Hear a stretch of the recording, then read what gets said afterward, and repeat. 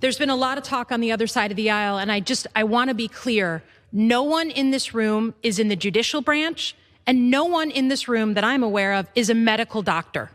If you believe that the provisions that the VA has put forward have a legal problem, you have the right to take up that case and put it through the courts.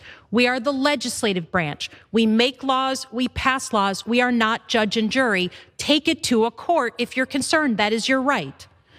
In terms of making decisions on behalf of women, if you want to take a veterans bill and make it about abortion, then let's do it.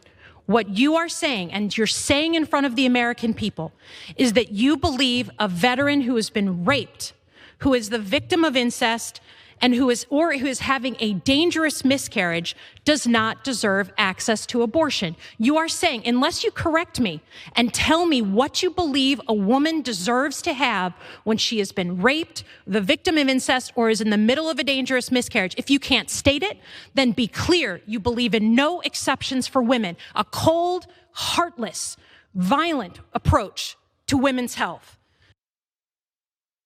That was Democratic Representative Elissa Slotkin, who was awesome there. And also she was 100% right there.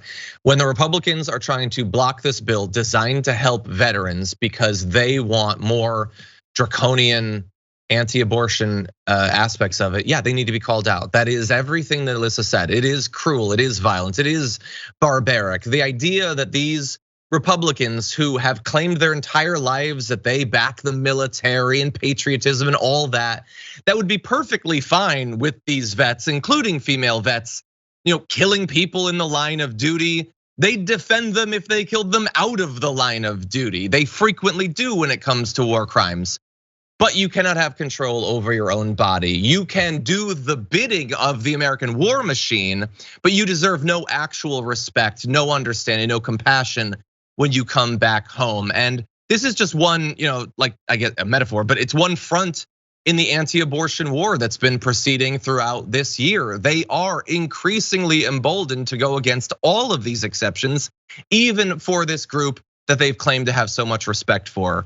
Caroline, it's been a little bit since we talked about, there's obviously been a lot of action happening in the topic of abortion around the country the last few months, but what do you make of this? Yeah, I think you make a really, really interesting point about the connection, like the basis of what we're talking about with these specific abortion conversations are regarding veterans. And on one hand, veterans, it is acknowledged that in the line of duty, they will have to commit violence and use weapons and do a lot of really, really not, great things, especially when it comes to the sanctity of life. And so having this conversation about the right, the right is framing it in the right to life, protecting life at all costs. In this framework of veterans and the armed forces really starts to raise a lot of flags, because whose lives are you actually caring about? The victims abroad, victims at home when they come home. It's like, it's these sort of conversations that I think will make a lot of headway for Democrats, is not taking the Republican, it's just pushing them further. I mean, I think time and time again this year, we have seen that Republicans, whether they are, religious pro-lifers or more centrist, they do not have a coherent answer to this.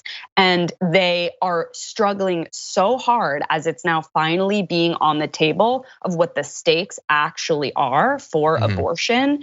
And this, Elissa Slotkin, this line of questioning, I know she also was doing like a debate on a local TV channel I saw, and just continually asking the question of, do you have a plan for this person you are claiming to represent? Do you have an answer to them? Because they do not. They know it is wildly unpopular, their stance, and they are shaking in their boots, and you can see it, and we're going to see it in November. But yeah, I think the context of this, talking about it from people who have returned from war zones, is especially fascinating. 100%. Yeah, I'd like to see more of that. Let's have some of them, and I'm sure many are involved in these groups. For more political news breakdowns, interviews, stories of activism, and me trying my hardest to care about the occasional big celebrity news story, subscribe to our YouTube channel at youtube.com/The Damage Report. And you can ring the bell wherever it is so you don't miss anything.